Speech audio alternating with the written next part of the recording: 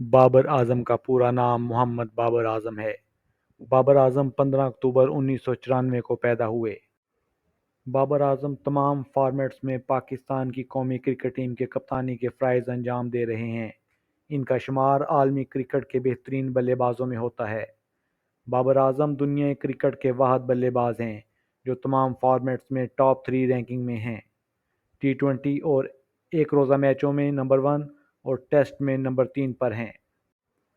PSL میں Karachi Kings کی کپتانی کے فرائض انجام دے چکے ہیں۔ بابر اعظم اپنے کزن کامران اکمل اور عمر اکمل کو دیکھتے ہوئے کرکٹ کی طرف راغب ہوئے۔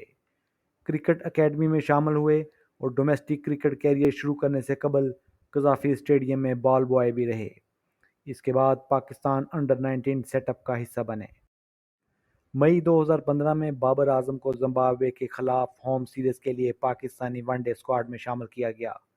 انہوں نے 31 مئی کو تیسرے ون ڈے میں اپنا ون ڈے ڈیبیو کیا اور 60 گیندوں پر 54 رنز بنا کر شاندار کارکردگی دکھائی۔ ان کے متاثر کن ڈیبیو نے انہیں سری لنکا کے خلاف سیریز میں ٹیسٹ اور ون ڈے دونوں اسکواڈ میں جگہ دی۔